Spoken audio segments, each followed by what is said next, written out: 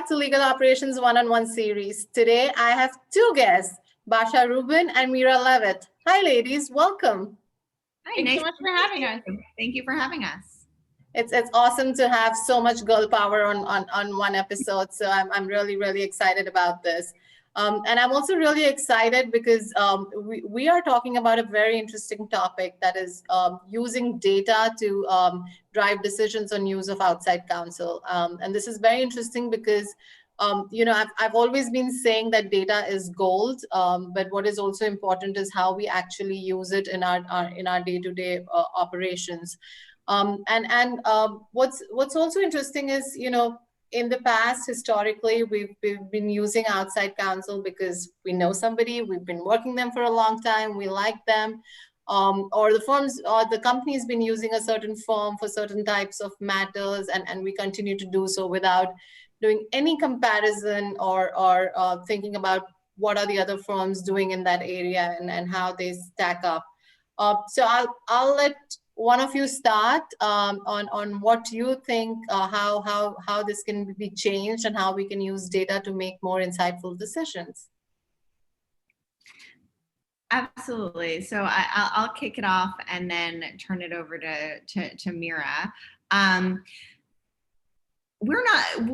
There's nothing, personal relationships are extraordinarily important in making outside counsel hiring decisions, but data can enhance those decisions and help you make better, more targeted choices for any of the hundreds of projects that come into the typical legal department on a yearly basis. And that data can be about experience and expertise, the kinds of courts and judges that attorneys have appeared in front of in what kinds of cases and been successful. And there are a lot of tools now in the US, at least, that are making that information available. Data about the kinds of agreements they've worked on, an attorney has worked on, the clients and counterparties an attorney has had, the diversity statistics at a firm level, and to the extent an individual is willing to disclose at an individual level, the kinds of fee arrangements that an attorney has found to be successful. And from our perspective, what we see when clients, when in-house teams are using that kind of data to enhance their decision-making process is they're ultimately a lot more satisfied with the results that they're getting on any given legal project. Yeah, I'll just jump in to emphasize a point that Basha touched on right at the beginning, which is that we don't see that we really don't see it as an either or. We see it as an enhancement. I think there's this concern when you look to data sets, particularly large data sets, that there's like this dehumanization element and we're taking lawyer judgment out. And I think that's not at all what we think is interesting about using data for outside counsel hiring. It's about using that data to make sure you as the in-house team are making the best decisions and integrating it into all the other relationship-based processes that will remain important. So I'll just change gears a little bit, and some of the things, Basha, you mentioned sounded fairly granular, right? Like what types of agreements they've worked on, what kind of matters they've worked on. So how deep? I mean, how much information are these tools and platforms actually capturing? And can it also be overload of data on the other side and way too granular for clients to spend a lot of time on?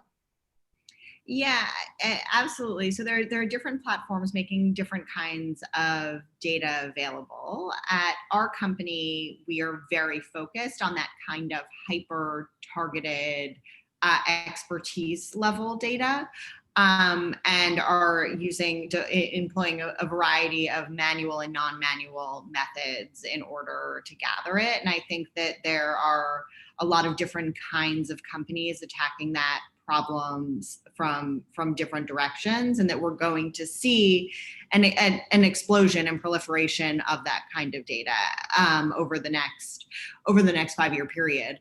And whether or not it is too much, I I think the answer is no, because it's not saying, you know, you need to hire the person who has precisely this.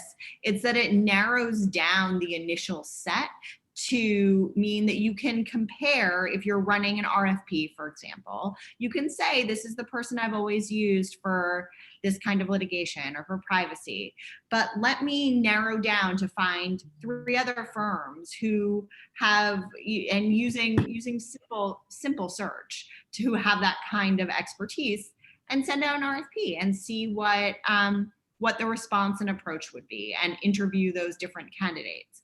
But without that kind of data, you'd have no way of knowing who to even talk to, and you would keep going back to the same person again and again and again.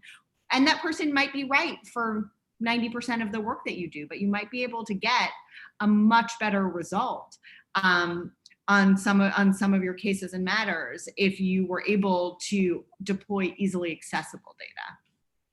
I think it's also about, you know, using some of that, you know, intuition people have about how, you know, what you need in order to make the decision about the matter, right? It may be for certain matters in RFPs, you need to get very granular about, you know, a specific counterparty, specific contractual experience. For others, you know, you may just be looking at, you know, a geography, and that's the most important thing. I think the core point here is that there are a lot of different data sets that, when brought together in the right way, can give you the right information at the right time. Thank you so much. I think this is very, very insightful, and I cannot wait to get my hands on tools like this and start using them in the future. So I'm very excited about that. Thank you so much for being here. Thank you for having us. Thanks everyone for watching.